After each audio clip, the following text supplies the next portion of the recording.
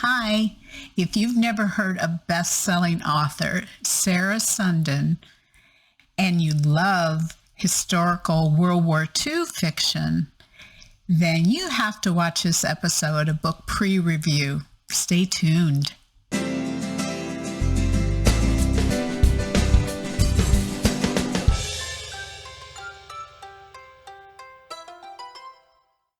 Hi, Terri Gillespie here, and welcome to Book Pre-Review, the books I'm excited to read. And if you've never watched this series before, thank you so much for watching. And if you like what you see, I hope you'll hit that red subscribe button, and also like, comment, and share, because it sure helps my authors and these books, great books that they're writing. So this week, my featured book is Until the Leaves Fall in Paris by best-selling and award-winning author Sarah Sundin. Now, this book was released in February, so it's pretty new, and it's available in hardcover, paperback, and eBook. And a special thanks to Nightingale and Revell for an advanced reader's copy for my honest review. And the genre of this book, as I mentioned before, is Christian historical fiction, historical Christian romance, and 20th century historical romance. Now, I know Sarah she taught a class actually at our local writers group. So she is just such a sweet, a very humble person and a brilliant writer. If you'd like to learn a little bit more about her, her website is www.sarahsundin.com, and that appeared up on the screen and is probably gone by now, but don't worry, because all of those links and all sorts of really great information are down below in the description section. So I hope you check that out. But here's a bio excerpt on Sarah. Sarah is the best-selling author of When Twilight Breaks and several popular World War II series, including Sunrise at Normandy, Waves of Freedom, Wings of the Nightingale, and Wings of Glory. Her novels have received starred reviews from Booklist, Library Journal, and Publishers Weekly, as well as the Carol Award, the FHL Reader's Choice Award, and multiple appearances on Booklist's 101 Best Romance Novels of the Last 10 Years.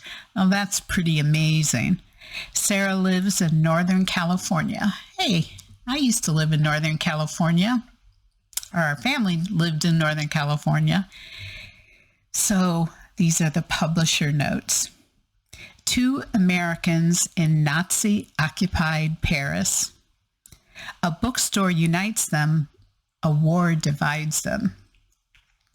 As the Nazis marched toward Paris in 1940, American ballerina Lucy Gerard buys her favorite English language bookstore to allow the Jewish owners to escape.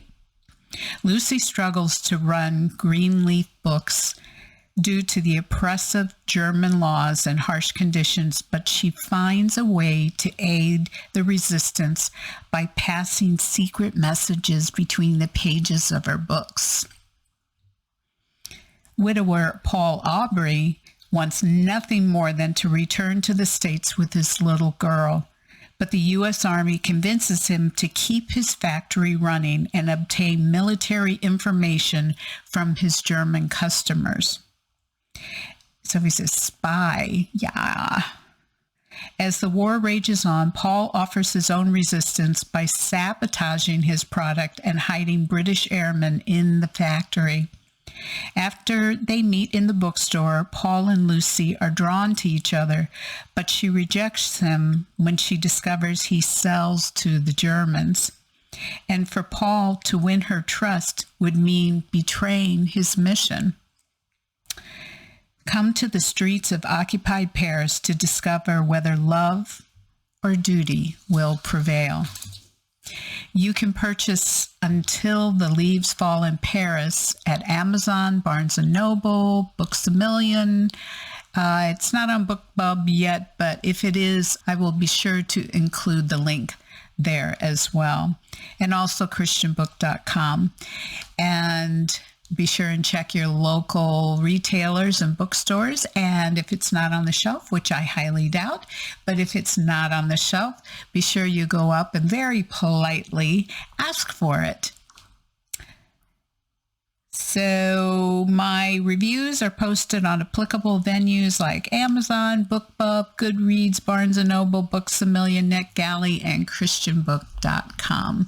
And also in that description section are all sorts of great links, including a link to my website. And my website has all sorts of great information. It has, of course, information about my books, but it has sample chapters, some recipes, and my newest book, Sweet Rivalry, has some really good recipes.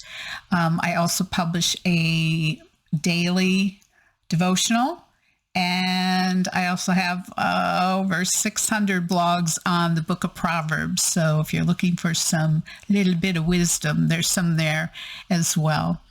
So also, I appreciate any of the likes, subscribes, and follows on all of those social media icons. Boy, I have to go up pretty high here. And all of those links are down below in the description section as well. So thanks so much for stopping by and watching this episode. And I hope you'll come back again next week. In the meantime, God bless and keep reading. Keep your reading. Keep your reading.